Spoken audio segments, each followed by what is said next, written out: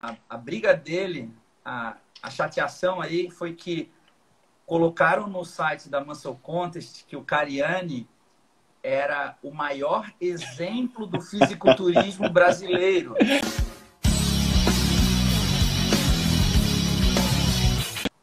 Um outro assunto que o Fernando Marques pediu muito para falar, brincadeira, a respeito do Cariani. Tô por dentro. Carlos Souza. Cara, esse assunto já tá batido demais, né? O Tamer já explicou. Cara, quando a gente ouve do árbitro central, fica muito mais fácil, né? A gente não tem como... A gente só tem que aceitar as explicações. Ele falou de forma até bastante segura com relação à classificação dessa categoria. Ele simplesmente alegou que o Renato Cariani estava com um balanço melhor. Por isso que eu falei no início da nossa live que eles valorizam muito as proporções de pernas e tronco, porque muitas vezes o atleta é até superior em algumas poses de alguns membros superiores, né? Algumas poses, mas realmente a perna, algumas poses não, alguns músculos de membros superiores, mas a pose ela consta membros inferiores e superiores. Não existe poses que os membros inferiores não participam, né? De frente, de lado e de costas. Então, acaba sendo um fator decisivo, assim. E só fazendo jus às palavras do Fernando, o pessoal está falando aí, só que ele falou o seguinte, a briga dele, a chateação aí foi que colocaram no site da Muscle Contest que o Cariani era o maior exemplo do fisiculturismo brasileiro. Sei, Aí... mas assim, para quem leu a postagem do Fernando, tá claro que foi essa crítica dele. É que a galera não interpreta bem texto e não termina de ler a postagem. Mas ficou bem claro que era essa crítica. Não era a esse título, e que realmente eu concordo, não tem nada a ver. Isso. Eu só estou falando isso porque hoje, se eu não me engano, fizeram um post justamente distorcendo o que ele falou, sabe? Não estou aqui defendendo o Fernando, até porque ele não precisa de mim para defender ele. Exato. Ele até gosta de uma confusão, mas eu só estou colocando cada coisa no seu lugar. Ele realmente falou que o Cariani não é o maior exemplo de fisiculturismo, não é mesmo?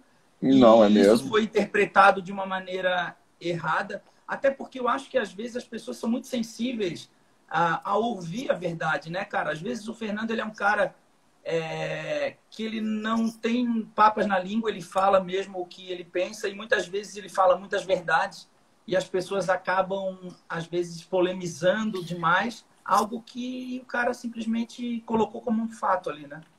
E eu vou fazer uma pergunta agora para Eduardo Correia, o maior do Brasil.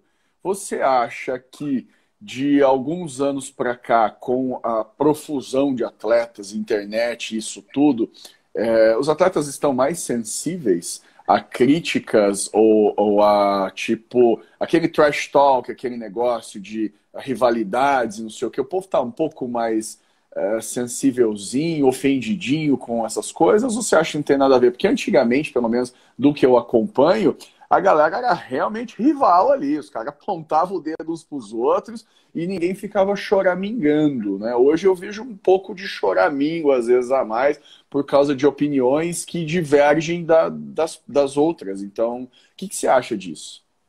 Tá, vou te explicar então o que eu acho, a minha opinião. Eu sou da época que eu competi o Mister Olímpia lá em 2009 e eu ia ver as fotos, eu competi em setembro, eu ia ver essas fotos em dezembro, quando saía a revista Flex, quando saía o Jornal da Musculação. Então, hoje a coisa é muito mais rápida. Então, assim, ó, eu tô em cima do palco, tu tá dando a tua opinião aqui ao vivo, no screen aqui para diversas pessoas. De repente, eu desço do palco, o teu poder de influência e de alcance é muito grande e é imediato. Então, quando eu chego no quarto do meu hotel para poder descansar para voltar para a final, antes de eu voltar para a final, eu já fui Tá bombardeado por todas aquelas pessoas que foram, de alguma forma, influenciado por alguém que expressou sua opinião, normalmente alguém com um pouco mais de visibilidade, mais de autoridade, porque essas pessoas que têm mais autoridade no meio, elas têm maior poder de influência sobre as pessoas. Então, por exemplo, se um atleta, ou até mesmo um youtuber, ou alguém que tem um alcance muito grande, propaga uma ideia, uma opinião, essa ideia ela reverbera muito rápido. Então, eu acho que isso amplia o soco e amplia também a reação daquela crítica. Eu, por exemplo, eu sei lidar muito bem com isso, mas, por exemplo, às vezes eu escuto alguma opinião ou uma crítica em um momento muito específico ali. Por exemplo, antigamente isso não era possível. Eu ia ouvir a crítica 2, 3, 4, 5 dias depois. Mesmo com a internet, a gente ia ouvir essas críticas não em tempo real. Isso dava tempo de eu esfriar a cabeça. E eu não estou defendendo, eu estou dizendo que a minha visão como atleta. Hoje, tu leva o soco na descida do palco. Tu desceu do palco, bum! E aí, cara, o cara tá falando lá, aí já chega alguém para ti, porque tá conectado, já fala assim, ó, cara, o Miguel Chain tá lá falando que tu não venceu por causa do teu braço. Deu, puta que pariu, o que o cara ainda tá falando do meu braço, cara? E aí começa, entendeu? E aí o cara fica chateado, e aí fala, mas, cara, assim, eu sou um pouco mais resistente a críticas, não no sentido de não aceitar críticas, pelo contrário, de não se abalar. Tolerar críticas, porque eu passei por muita coisa, cara. Eu passei por muita coisa e eu tenho um sentimento de que eu não preciso provar mais nada, sabe? Então, quando alguém faz uma crítica, puta, o Eduardo esse ano, não sei... Cara, eu tenho a plena consciência de que eu passei por 11 cirurgias, que é óbvio que um braço tá diferente do outro, que é óbvio que eu tenho uma cicatriz, que é óbvio que eu... Cara, é normal isso, sabe? Eu não me abalo muito com isso. E, cara, no início, eu até não fui um cara muito criticado, porque eu sempre fui um atleta jovem e que sempre mostrou sempre mostrou também um shape diferenciado em termos de condicionamento. Então, você sempre foi referência em um dos fundamentos principais do esporte. E essa perspectiva do soco na cara logo depois do palco é muito interessante. Eu nunca tinha pensado nisso. E agora já tô com uma ideia bem diferente da galera que é muito sensível, porque é sensível mesmo, mas o nível de crítica, né, a grandiosidade da crítica, hoje o alcance que ela tem e o volume aumentou brutalmente. Então a galera tem que estar muito preparada mesmo, que eu subir no palco não vai mais ser julgado apenas vai ser julgado por uma multidão sem fim de gente na internet e abala, cara. É difícil, né, tá blindado desse jeito que nem você tá, porque você tem 200 mil competição nas costas e sabe exatamente quem você é. Agora a molecada tá começando agora, tem 20 anos, 22 anos, subiu no palco 2, 3 vezes, aí você manda um canela de cachorro ali, pode ser que aquilo abale profundamente o emocional da pessoa. Realmente tem que ter um preparo psicológico. Bem interessante essa perspectiva, Edu. Obrigado pela resposta. Imagina, cara. Quero mandar um salve aí pro Brunão, pô. O Bruno Moraes está assistindo a nossa live aí. Tá louco. Sou fã de... Eu quero ver alguém criticar o Bruno Moraes aí. Quero ver alguém criticar ao vivo. Só online. Ao vivo, eu quero ver ao vivo. Então, assim, cara, eu acho, é a minha opinião sobre isso, e eu percebo que a primeira coisa que o atleta tem que ter quando ele escolhe o fisiculturismo, cara, ele tem que estar consciente de que ele está sujeito a críticas. É um esporte que o uniforme é uma sunga desse tamanho aqui. Então, tu tá sujeito a críticas.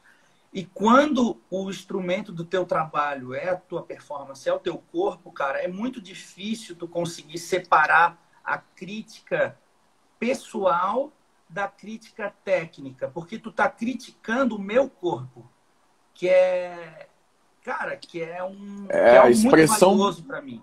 É claro, é o que é o, esporte, né? O corpo é o esporte. Então, mas a crítica, ela é uma crítica, obviamente, que é uma crítica técnica, né? Eu não estou questionando isso. Só que é muito difícil para as pessoas conseguirem separar aquilo do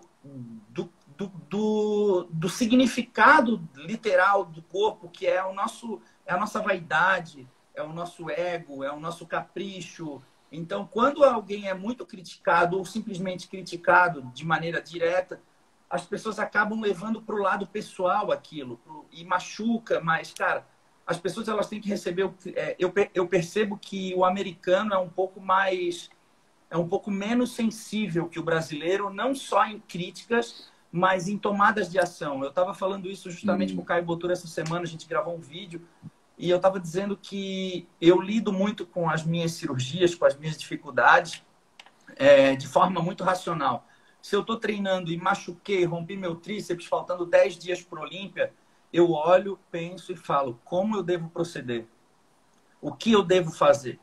Essa é a minha pergunta. E eu percebo que os atletas, eu estou falando uma cultura, assim, a cultura do atleta brasileiro é um pouco